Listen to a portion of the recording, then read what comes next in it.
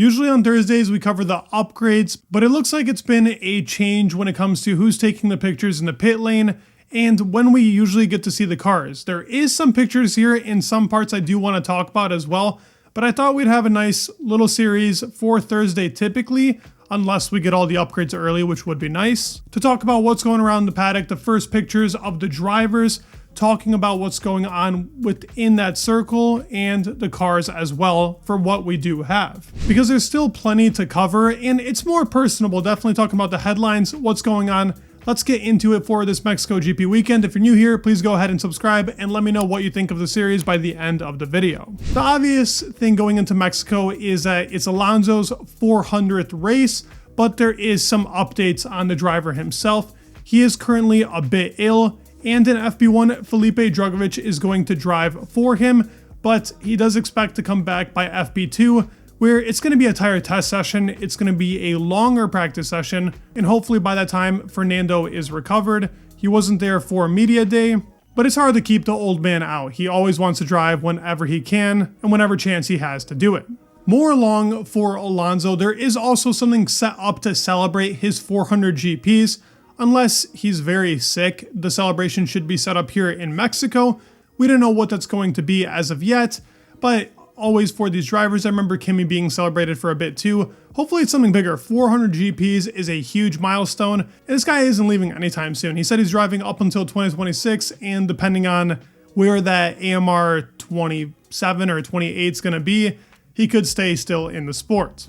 There is also a new special livery here for the Williams team, rocking this yellow engine cover. I think it looks phenomenal. It definitely has some iconic resemblance to that very special Canon livery back in the day. And it's all because of one man, Franco Colapinto, that they're running this because of that brand Mercado Libre. That's why they do have the special livery. And in unison with that, he is running a special helmet that is very reminiscent of that of Carlos Reutemann, which is also an Argentinian driver, was very fast back in his day. Nice little tribute, and Franco's phenomenal, so much more to talk about with him. As well as that, there are some track changes to talk about. I think they're negative. I'm not sure why they keep doing this from GP to GP, but they have now reduced and shortened the amount of meters for the DRS in that first section on the start-finish line. It used to be 240 meters after the final turn. Now it's 165, so it's much more reduced. I'm not sure why they did this. The amount of overtakes in this GP isn't very common anyways, but I guess they want to try and set up more moves going into turn 4 possibly, because you keep the DRS from the first turn all the way down to turn 4. Maybe that's their thought process. I'm not sure why this needed to be changed. It's a tough track to overtake on anyways, with it being a huge straight, and typically we love seeing those super fast speeds of the car. We hit those like record numbers. Now it's going to be a change. I'm not sure why they did this. There are also a lot of special helmets. The Charles Leclerc one looks beautiful, super slick, super clean, keeping the red and white. I do like that one. The Joe helmet looks amazing as well. Nice colors of that Mexico flag. The helmet itself almost looks like a luchador mask. You can also see Max and Checo wearing it. I thought that was pretty funny and actually looks very cool. That so much revolves around this GP, and that heritage is very much part of the Mexico GP. Always makes for a very cool start to the weekend coming here. We're also going to see plenty of rookie drivers sitting in the seat and actually competing in FP1, and it's a lot of drivers that I think we'll all be interested to see. From McLaren, Paddock Award is stepping in, a driver that's been talked about. At some point, he potentially had a seat with AlphaTauri, didn't have the driver license points. That's why he didn't end up getting it. I wish we would have seen that because he's actually a very strong driver. Depends on what your take is on IndyCar. I obviously think it's inferior to Formula 1, especially because the downforce levels are nowhere near. I do think it's for easier drivers. That's why I see more success for drivers that didn't succeed in Formula 1. But I do think it's more competitive than F2, F3, Formula E, I would even say. It's more competitive than that. So these types of drivers should be stepping up in the sport more often, would be better for us. We're also going to see Kimi Antonelli back in the Mercedes car, which is nice. We get to actually see, hopefully this time, a full FP1. We saw what he did in Monza last time. That's not to take away from it being a very fast lap, because I was quite impressed how quickly out the gates he put his foot down to the pedal. So hopefully we see that again, less crashing, more data to go off of. Maybe we even get a gist of what the driving style could be for Kimi in a Formula 1 car. We're going to see Ollie Behrman in a Ferrari as well. We know his ceiling as a driver is very high. We saw what he could do in Baku for the whole GP. Now we see him in a Ferrari again. Always a pleasure to see Oliver before the 2025 season. We're going to see Robert Schwartzman, another driver that's been talked about a lot before. He was a pretty big name in the paddock when it came to does he have a potential seat or not, and now it just seems like it's fading away more and more, but he's actually a very talented driver.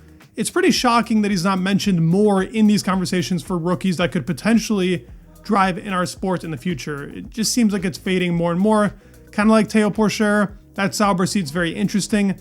Seems like Bottas is not going to get that seat. Maybe Franco now has a chance, but also with that, the rumors, just to get him out of the way, potentially Franco's being talked about for RB. I think there's no way of that happening. Also, Oscar Piastri is being talked about going to Red Bull. Like apparently Helmut Marko and Mark Webber have spoken in the paddock and there's some conversation there between them. The chance of that happening and Oscar lining up next to Max, to me is career suicide. I don't think anybody's as competitive as Max, especially in that car. No matter who you put next to him, he's now used to a very specific McLaren. And he's still very young. It's only his second year in the sport. To put him in with a line like that, I think not the right move, and I don't think it's going to happen. Maybe it's just Helmut trying to get in the head of Zach Brown, because clearly the McLaren and Red Bull team have some tension, and they're always in the headlines talking about each other, whether it's good or bad, typically bad. Also the last, mentioned in the beginning, but Felipe is driving. One of my favorite drivers. I wish he had a seat. If it was my choice for the Sauber, I'd probably pick Felipe. He's super talented in my opinion. He showed a lot even in testing last year. I think it's a driver that deserves to be in our sport, but yet again, his name to me is fading more and more, and as the years go on, it's going to be tougher for him to find a seat. But now we can go over the little technical parts that we have, talking about the cars. We do have this nice picture of the McLaren. Obviously, it's not fully kitted out. There are upgrades coming to the car, which I will cover tomorrow. That's something that I want to emphasize. Friday will be specifically for all the rear wings, upgrades, cooling, anything that we can talk about. I'm going to try and cover for Friday because we're going to get all those pictures and all that data. But for now, we can see that that wing is pretty hefty, big upper plane. Lower plane's not as deep as I thought it would be. I don't think they're here in fully kitted downforce. There's possibly multiple different rear wings that they're going to use and test out. It's going to be a very important track for them. They say off of data, they should be one of the strongest cars. Let's see if it happens.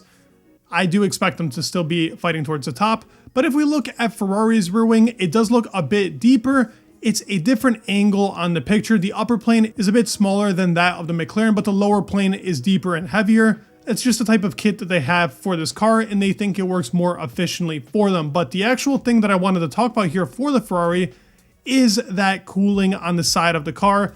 I think it looks phenomenal. One of my favorite things about Mexico is that these cars come in with these huge cooling grates, and it just looks ridiculous on the car. And obviously, with the hot air pushing back, it's a different flow, and it could mess up the downforce that they have.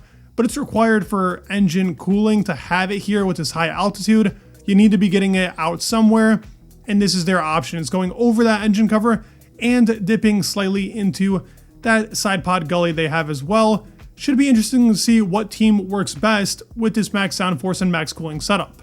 And last thing to talk about with these cars is from Mercedes. They're using two different kits. Talked about this earlier. The Mercedes car is going to run the upgraded car on Lewis and on George. He's not going to run that side pod and floor combination that they had in Coda to test out what's good, what's not, but it is coming back in Brazil, supposedly for George, that floor. And from what Mercedes has stated, at least in the news, they say that the downforce is working correctly, but they did not set it up very well in the GP. They're totally blaming the car over Lewis in the Coda incident that happened, same with George. So I'd like to see if they can actually kind of get down onto that problem, and if Lewis can have a good Mexico GP. He's typically very good here, so it'd be nice to see. But I'd love to hear your opinion down in the comments below. What do you guys think? Upgrades video is going to come out tomorrow when we have the actual official pictures, which would be nice. I would love to cover them today. I think this is a nice little startup, and then tomorrow we also get to talk about it as well. So hopefully you guys enjoyed it. If you did, please give it a like and subscribe. It would mean the world, and peace.